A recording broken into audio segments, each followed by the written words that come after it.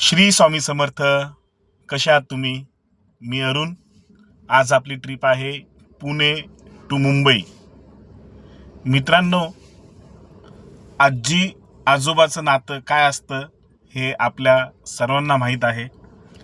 माझ्या बाजूला तुम्ही जो दादा बघत आहात तो अमेरिकेला असतो. 4 वर्षापूर्वी अमेरिकेला गेलेला आणि आज तो पुन्हा अमेरिकेला चाललाय.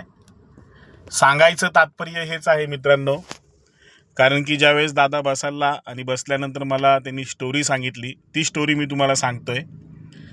कारण की तो 4 वर्षापूर्वी अमेरिकेला गेलेला, त्यावेळेस त्याचे आजोबा जिवंत होते.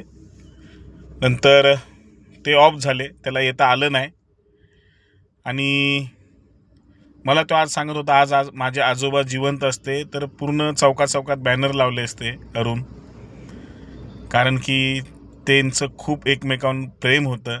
मी आज बोलला, घरातून मी चाललोय आज अमेरिकेला, खूप समुद्रापलीकडे चाललोय आणि माझे एवढे सर्व नातेवाईक, आई वडील, बहीण भाऊजी खूप होते मला वाटं लावायला. पण माझ्या आजीच्या डोळ्यात खूप अश्रू होते, खूप म्हणजे खूप.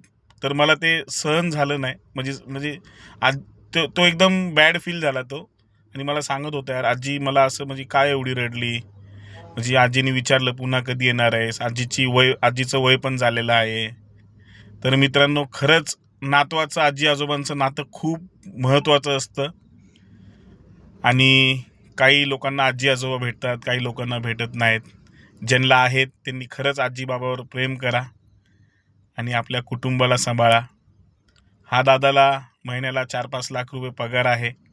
आणि दुसरं, त्याचं आता लवकरच लग्न विवाह सोहळा होणार आहे आणि त्याची जी धर्मपत्नी आहे ती फॉरेनर आहे. आणि मला बोलला, दादा मी तुला नक्की बोलवणार लग्नाला आणि तुम्ही लग्नाला यायचं आरोहीला घेऊन, असं मला दादा बोलला.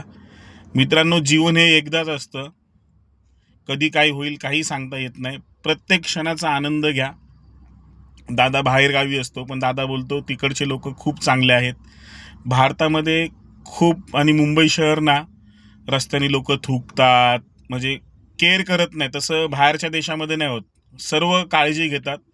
म्हणून तो बोलला, अरुण मी तुझा ब्लॉग, मला माहीत नाही तिला दाखवेल का नाही, कारण की ती फॉरेनर आहे आणि इंडिया आपलं एवढं साफ नाही आहे, नीट अँड क्लीन नाही आहे, आणि तिकडं खूप नीट अँड क्लीन असतं असं मला तो सांगत होता. काही हरकत नाही मित्रांनो, पण भारत आपला देश आहे आणि आपल्याला भारताचा अभिमान असलाच पाहिजे.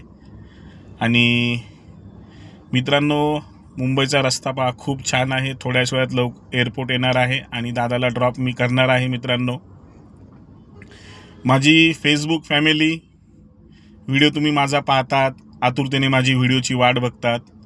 माहीत नाही कसे 5,000 फॉलोवरचे 4,000 फॉलोवर वाढले माझे. तुम्हा सर्वांचं प्रेम.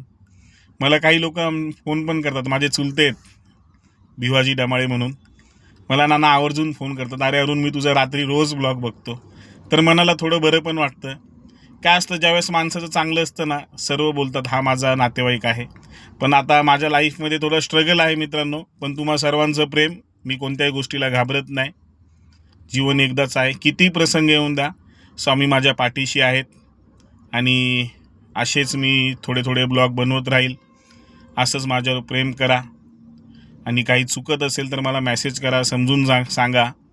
आणि मुंबईमध्ये जर कोणालाही गाडी लागली तर मला नक्कीच संपर्क करा. चांगल्या रेटमध्ये चांगली सर्व्हिस देईल तुम्हाला मित्रांनो, चांगली सर्व्हिस देईल. ज्यावेळेस आपण मित्रांनो लहान असतो आणि लहानचे आपण मोठे होतो, बालवाडी नंतर शाळा, नंतर कॉलेज, नंतर नोकरी, लहानपणापासून आपण मोठे कधी होतो, नंतर लग्न होतं, म्हणजे खूप अशा गोष्टींना एकदम जलद गतीने भेटत चालतात. मित्रांनो, पैसा खूप महत्त्वाचा आहे.